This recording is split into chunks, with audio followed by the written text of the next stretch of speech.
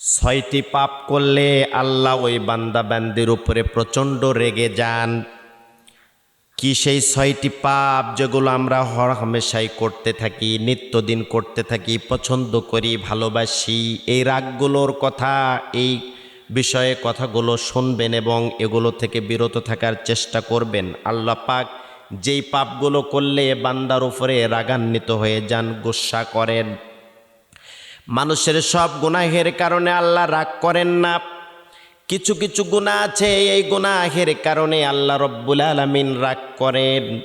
এই গুনাহ থেকে আমাদেরকে বেঁচে থাকতে হবে। প্রিয় ভাইয়েরা, কোনো মুমিনকে, এক নম্বরে কোনো মুমিনকে অন্যায়ভাবে যদি হত্যা করেন, দোষ নাই, অপরাধ নাই, এরপরে যদি হত্যা করেন, হাবিল আর কাবিলের ঘটনা শুনেছেন।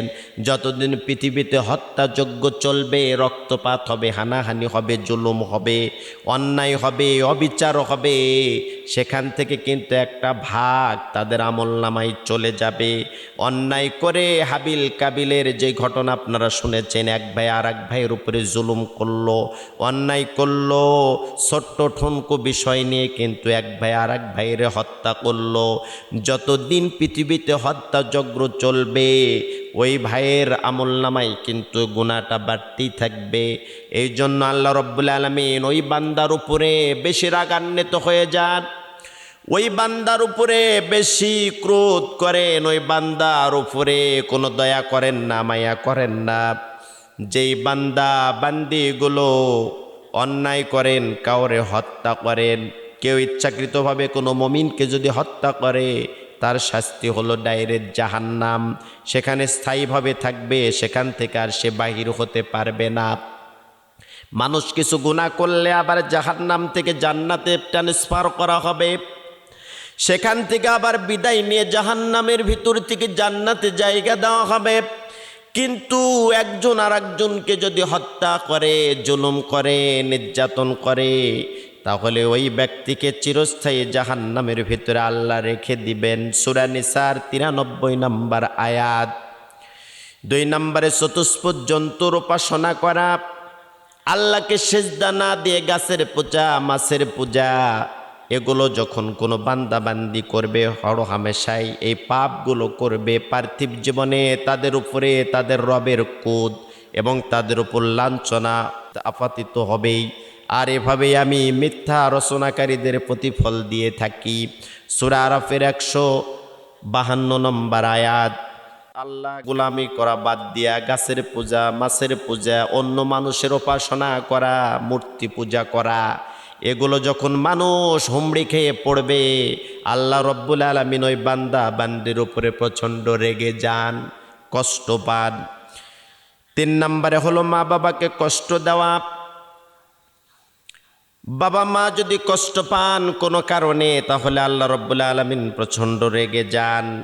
রাসূল করিম সাল্লাল্লাহু আলাইহি সাল্লাম ইরশাদ করেছেন, মা বাবার সন্তুষ্টির মধ্যে আল্লাহর সন্তুষ্টি এবং মা বাবার অসন্তুষ্টির ভিতরে আল্লাহর অসন্তুষ্টি। তিরমিজির বর্ণনায় 1899 নম্বর হাদিস। এজন্য মারে কষ্ট দিলে আল্লাহ রেগে যায়, মারে ধমক দিলে আল্লাহ রেগে যান, মারে যদি আমরা আঘাত করি আল্লাহ রেগে যান। মা বাবার সাথে যদি সম্পর্ক ভালো না থাকে, তাহলে আল্লাহ রব্বুল আলামিন রেগে যান। মারে খাদ্য না দিলে, মারে ভালো না বাসলে, মায়ের সাথে হাসি মুখে কথা না বললে আল্লাহ রব্বুল আলামিন রেগে যান, প্রচণ্ড রেগে যান। 4 নম্বরে অসংযত বিদ্বেষমূলক কথাবার্তা বলা। সমাজে অশান্তি তৈরি করার জন্যে আপনি যে মুখ দিয়ে মানুষের অশান্তি সৃষ্টি করেন, দ্বন্দ্ব লাগান, ফাসাদ লাগান, ঝামেলা লাগান, এই ধরনের মানুষের উপরে আল্লাহ রাগান্বিত হয়ে যান। আবু হুরায়রা রাদিয়াল্লাহু তাআলা আনহু থেকে বর্ণিত, নবী করিম সাল্লাল্লাহু আলাইহি ওয়াসাল্লাম বলেছেন, নিশ্চয় বান্দা কখনো এমন কথা বলে যে কারণে আল্লাহর সন্তুষ্ট হন, অথচ সে কথা সম্পর্কে তার চেতনায় নেই। কথার দ্বারা আল্লাহ তাআলা মর্যাদা বৃদ্ধি করে দেন, আবার এই কথার দ্বারা মানুষ অসম্মানিত হয়, বেজ্জত হয়, লাঞ্ছিত হয়। আবার এই কথার দ্বারা বহু সংখ্যক মানুষ জাহান্নামের আগুনে দাউ দাউ করে জ্বলবে। এই জন্য বুখারীর বর্ণনায় 6400 78 নম্বর হাদিস, নবী করিম সাল্লাল্লাহু আলাইহি সাল্লাম বলেছেন, জিহ্বা দ্বারা, মুখ দ্বারা যাতে কেউ আঘাত না পায়, কষ্ট না পায়, সমাজে যাতে বিশৃঙ্খলা না হয়। পারলে সমাজের সব কিছু মিটমাট করে দাও, না পারলে তুমি চুপ থাকো, কিন্তু কোনো মানুষের পরিবারে সমাজে অশান্তি সৃষ্টি করো না। যারা সমাজে অশান্তি সৃষ্টি করবে, কিয়ামতের ময়দানে আল্লাহ তাদেরকে জাহান্নামে ঢোকাবেন। 5 নম্বরে মোরতাদ হওয়া, দিন থেকে বের হয়ে যাওয়া, দিন ভালো না লাগা, কোরআন ভালো না লাগা, ইসলাম ভালো না লাগা। ইরশাদ হয়েছে, কেউ ঈমান আনার পর আল্লাহকে অস্বীকার করলে, কুফরি করলে, কুফরির জন্য যদি সে এগিয়ে যায়, আল্লাহর ক্রোধ আর খুব কষ্ট ওই ব্যক্তির উপরে আল্লাহ প্রচণ্ড রেগে যান, তার জন্য কোনো ক্ষমা নাই। যাকে কুফরির জন্য বাধ্য করা হয়, কিছু মানুষ আছে নিজেও খারাপ হয়েছে আবার মানুষকেও খারাপ করে দেয়, এই ধরনের মানুষের উপরে আল্লাহ রাগান্বিত হয়ে যান। সূরা নাহলের 107 নম্বর আয়াত। 6 নম্বরে হলো কুফরি করা, নবীদের হত্যা করা, ষড়যন্ত্র করা, চক্রান্ত করা।